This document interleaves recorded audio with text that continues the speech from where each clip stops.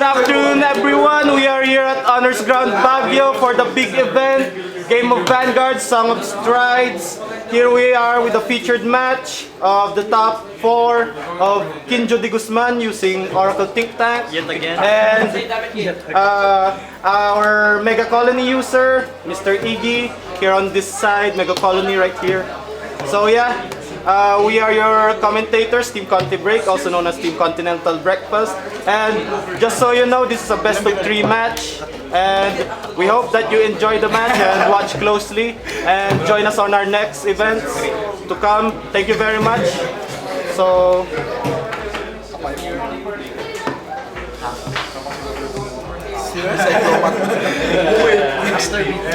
Don't joke. Why you bring me to this? No dream crush. I'm so sorry. So our players are starting on the Oracle side. We have Lulu starter that may suggest Coco build, and on the Megacolony side, machining Little B starter suggesting a machining build. So our Megacolony begins its turn. Starts first.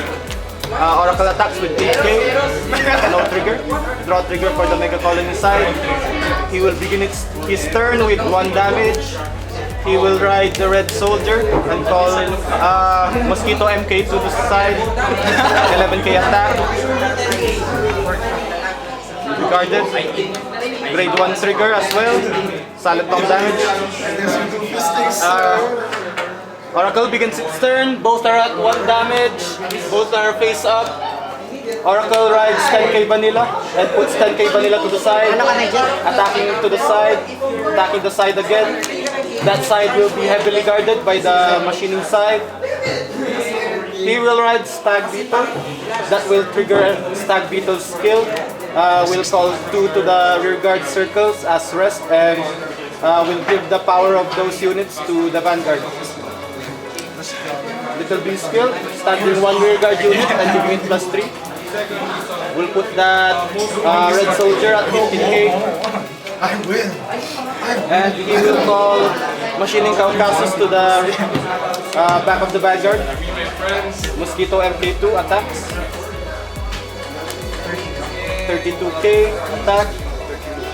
We'll give the effects to red soldier. More heal triggers. 1 damage. 25k attack, will not be guarded. Oracle starts its turn with 3 damage to none. All are face up. He will stride Soaring Auspicious Beast, Kirin. On his skill will be top 2 and draw a card. He will call Battle Sister, putting to the side, putting Lulu at the back. That Kirin will attack for 26k, PG, and the Grade 2 Vanilla. It will trigger Kirin's skill.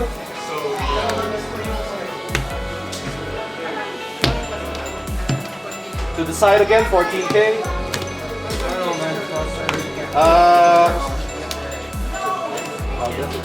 Megacolony begins its turn with 1 damage to 3. All damage are face up for now. He will proceed to stride as Machining Destroyer. He will activate its skill. Vanguard and Lulu will not stand next turn. 19k to the side.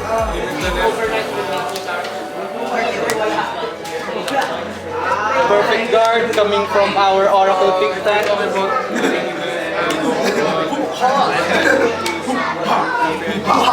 He will discard the 10k vanilla. First check, grade 2. Stand trigger for the Megacolony. Will give stand to the red soldier and power to Mosquito MK2. And will give all the effects of critical to red soldier.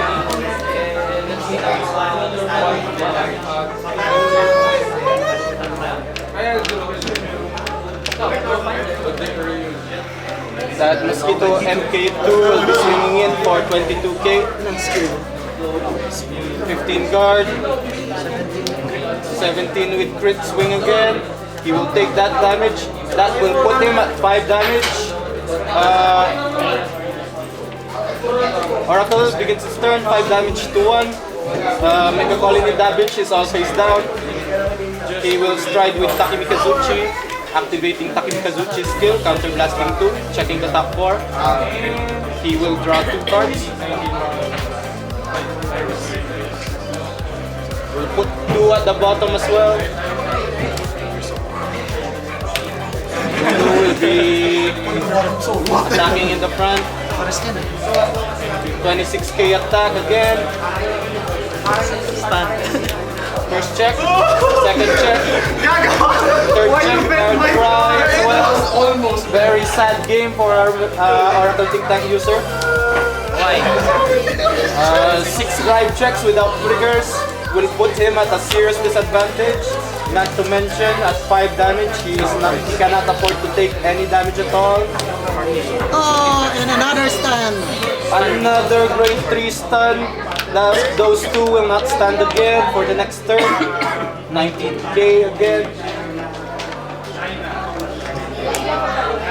Very hard 10 guard from our Oracle. So hard! Ah! Perfect guard coming from the Oracle side again.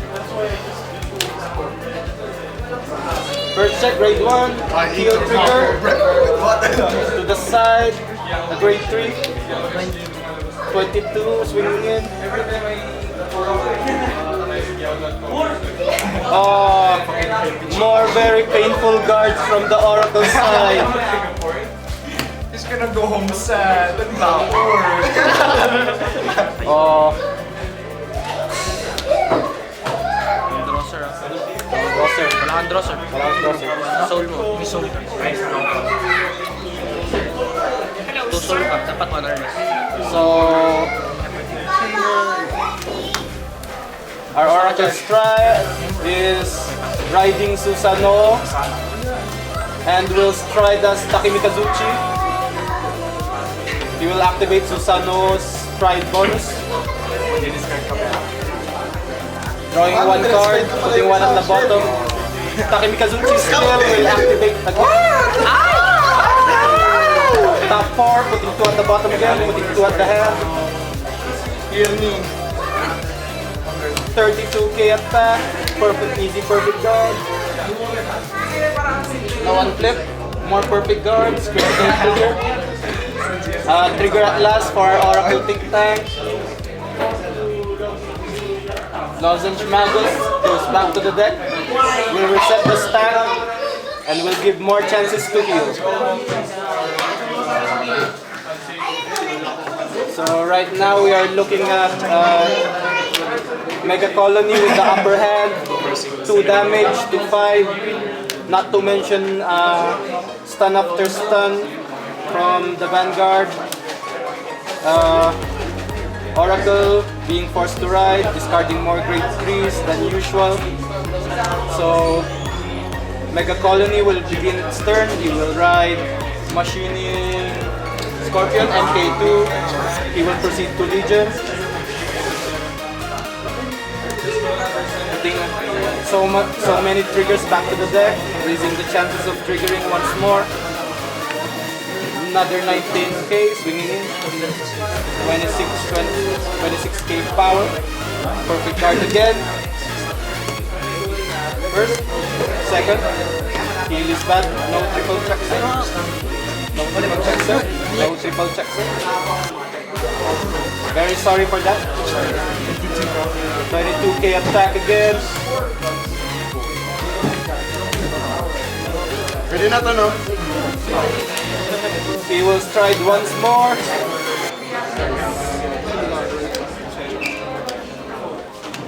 He will stride as Kirin, activating that Susanoo's stride bonus again. We'll put down that Tom Lane, leaving him defenseless without any cards in hand. Nakaw na ba yan? Nakaw.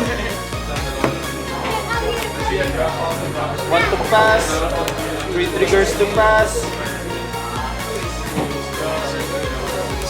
No pass guard from the calling side. And just one trigger, one heal trigger. Looks like a very sad game for the Oracle side. Again, with the upper hand, Megacolony beginning his turn with 2 damage, none are face up. This will be a hard game for Oracle. Megacolony just keeps controlling the enemy field. He will strike. Parasphere. He will rest everything. And since 3 or more units are at rest, he will draw a card and gain +5 power. 19k to that Silent Storm. Will he crit to finish the game? The game will not be finished right now. Stunning that 8k vanilla. 23k attack. Oracle lives for 1 more turn. At the mercy of Megacolony's relentless attacks.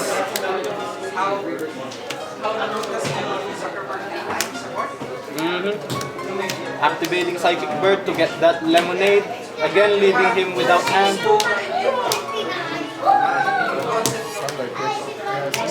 16k, easy perfect guard again. Will unclip the damage.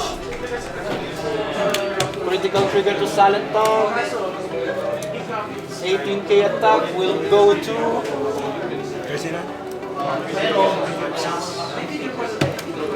Red Soldier.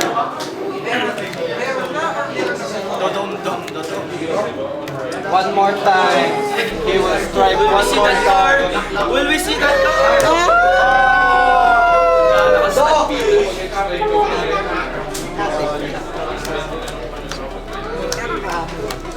Stunning again. 18k. Will we see the end of the game for game 1? Critical will ensure a win for the Megacolony side. So that's a 1-0 victory from Megacolony. So for the other top 4, it's also 1-0. Gear Chronicle advantage. So tune in for game 2. Game 2 will begin shortly. So good afternoon everyone. Song of Strides, top 4, game 2 of the featured match between Megacolony and Oracle Think Tank.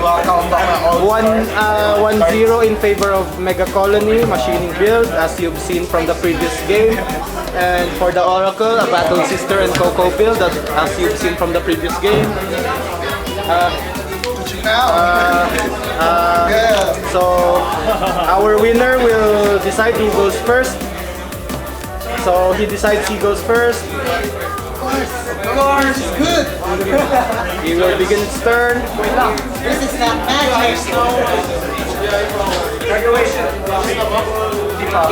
Best of 3, Mr. Santa Claus. He will ride Machining Caucasus. Oh, no grade 1 from the Oracle. Will this be another sad game from him? Dry checks a grade 1 will ensure him a ride next turn. But judging from the build of the Megacolony, it will not be a pretty game. 14k.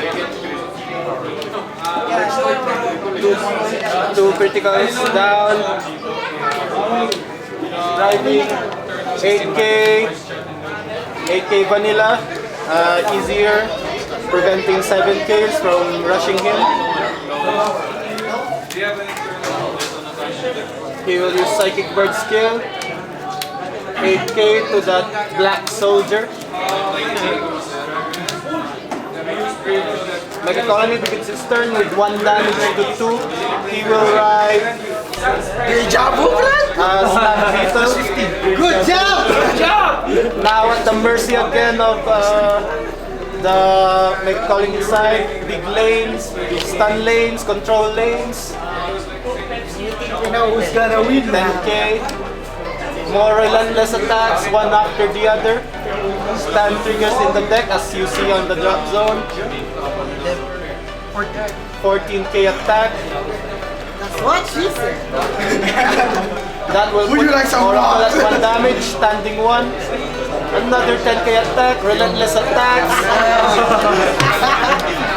25k, he will take the damage, and that will put Oracle at 5 damage so early in the game. So very early in the game.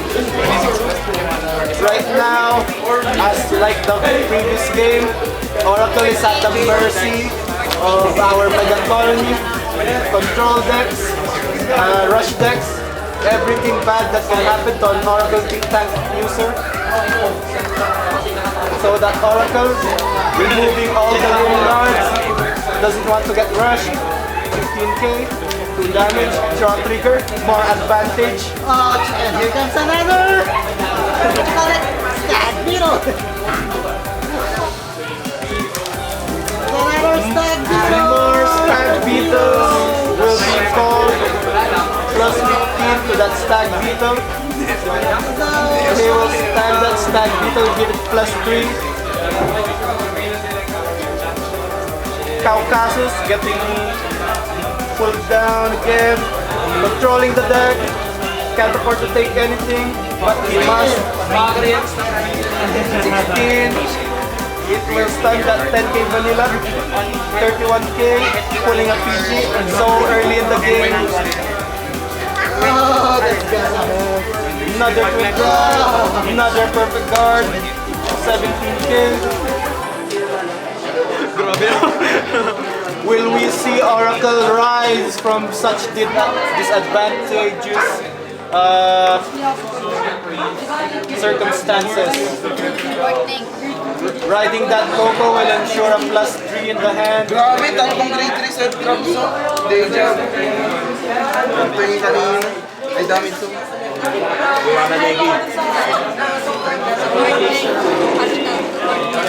He will proceed to strike. With that Coco, he managed to get back what he lost from relentless attacks. But at 5 damage, that will put him deep into the corner.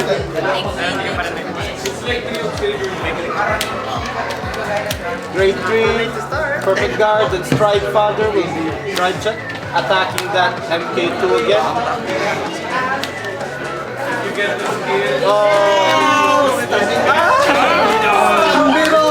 Another machining destroyer will control the game, controlling the amount of grade 3s going out.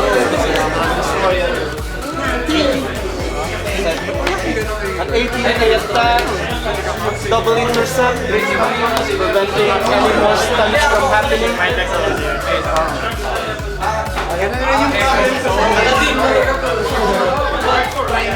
Perfect guard and flip. Another stand trigger. More 10 guard attacks. Draw trigger. Trigger one after the other. More power, more difficulty to guard. 21k length. 15 guard. Oh, more rides and strides. 2 grade 3. Yeah, 2 grade 3s. Can he keep it up? Can he keep up the struggle?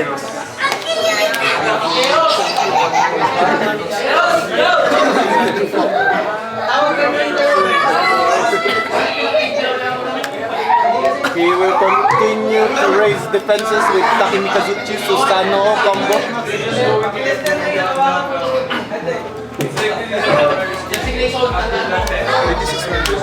26k, another perfect guard. Gago!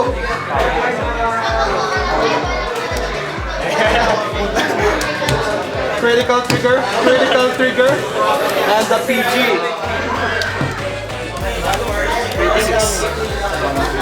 26, 3 damage, Salad Tom. Will take that with relief. Yes, napa 5 damage ko na! Sa wakas! Congrats to Tick Tank, very happy in putting him at 5 damage. Here comes another stun beetle. Destroyer. Another machining destroyer will prevent again Vanguard from standing. Giga Paralyze. Giga Paralyze.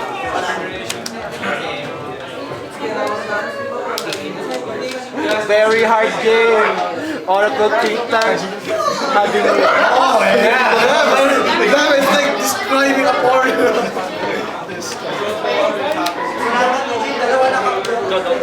18k attack once more. Vanguard, 21k attack.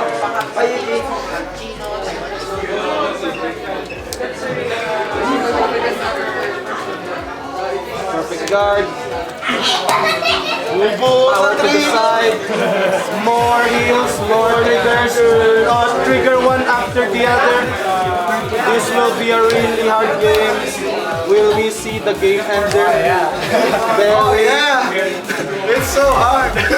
very happy game for Megacolony. Very sad game for Oracle. Will he get to ride? He will not ride.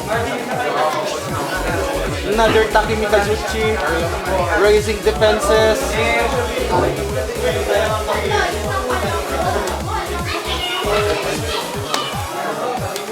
More defenses getting raised.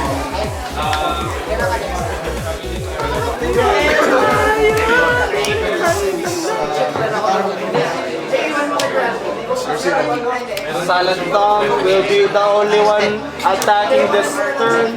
Two Silent Grade Tongue. 0 yan! 15. Power again. Very okay. This will be the turn that ends the game. Another destroyer. 1-0 sa kanila. Put stun trigger in your death. It's essential. Very sad game. Higher! Another cover. 19k attack. Will take that stun beetle. Will not be able to normal ride. A grade 3 won't save him. He will take 1 damage and this will be the end of the game. So right now for the featured match, top 4, Megacolony will proceed to the next round, to the final round with a 2-0 streak. And we will see the final round next turn. Don't forget to stay and watch and continue watching with us and supporting Team ContiBreak. Thank you very much and watch again.